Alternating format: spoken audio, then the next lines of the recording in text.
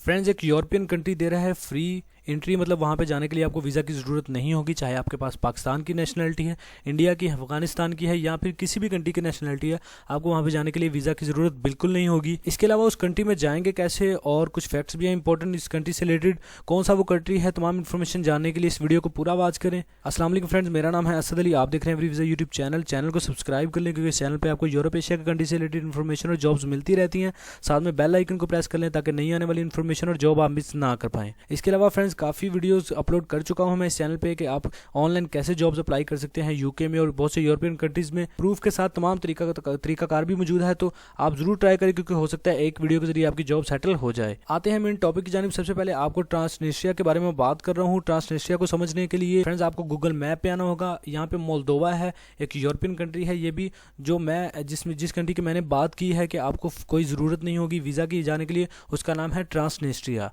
लेकिन ये ट्रांसनिस्ट्रिया कहाँ वाक़या है ये आपको गूगल मैप पे पता चलेगा। आपको यहाँ पे सामने एक यूरोपियन कंट्री दिख रहा होगा जिसका नाम है मोल्दोवा, जो कि रोमानिया और यूक्रेन से अपने बॉर्डर शेयर करता है। फ्रेंड्स, ट्रांसनिस्ट्रिया एक मोल्दोवा की ही एक स्टेट है, लेकिन इस स्टेट ने अपने आप को एक खुद मुख्तार मुल्क मनवा लिया है। मतलब है ये मोल्दोवा की ही स्टेट, लेकिन अब ये मोल्दोवा की स्टेट नहीं रही, ये अब एक खुद मुख्तार मुल्क बन चुका है जिसका नाम है ट्रांसनिस्ट्रिया।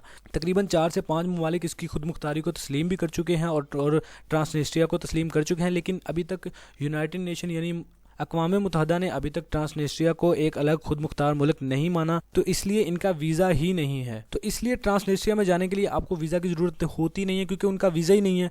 अक़वाम मुत्तहिदा ने इनको अलग खुद मुख्तार मुल्क माना ही नहीं है, तो इसलिए इनका वीज़ा ही नहीं है। अब थोड़ी सी बात करते हैं कि यहाँ पे जाएंगे कैसे। फ्रेंड्स, ट्रांसनिस्ट्रिया में जाने के लिए आपको मोल्दोवा में जाना पड़ता है, मोल्दोवा का टूरिस्ट वीज़ा लेना पड़ता है क्योंकि ट्रांसनिस्ट्रिया की कोई अलग फ़्लाइट नहीं है।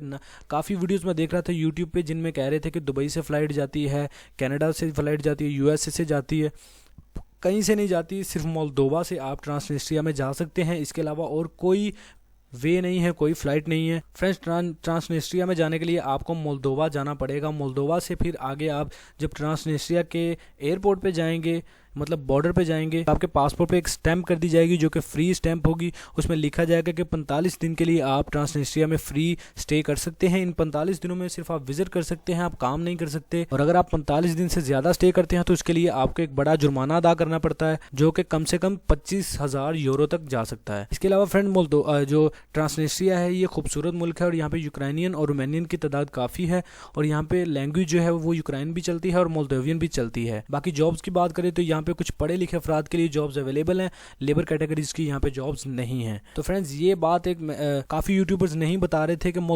ट्रांसनिस्ट्रिया में जाने के लिए आपको मोल्दोवा जाना पड़ेगा, मोल्दोवा का आपको टूरिस्ट वीज़ा लेना पड़ेगा, तभी आप ट्रांसनिस्ट्रिया में जा सकते हैं और कोई वे नहीं है।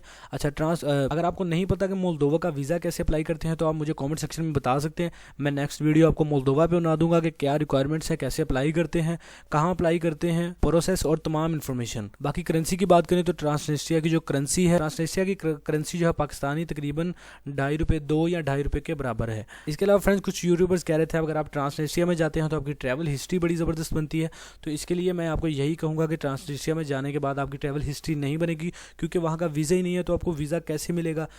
पासपोर्ट की वैल्यू ही तब बढ़ती है अगर आपके पास ऑन अराइवल या फिर ई वीज़ा आपके पासपोर्ट पे लगता है। तो अगर किसी कंट्री का वीज़ा ही नहीं है तो आपके पासपोर्ट की वैल्यू कैसे बढ़ सकती है। एक स्टैम्प के जरिए आपकी ट्रैवल हिस्ट्री नहीं बन सकती। तो ये कुछ फैक्ट्स है अबाउट ट्रांसनिस्ट्रिया। बाकी वीडियो अच्छी लगी है तो लाइक कर दे, कमेंट शेयर भी कर दे, चैनल को सब्सक्राइब करना ना भूलें क्योंकि चैनल पे आपको यूरोप एशिया कंट्री से रिलेटेड इन्फॉर्मेशन और जॉब्स मिलती रहेंगी। मिलते हैं अगली वीडियो में, तब तक के लिए दीजिए इजाज़त।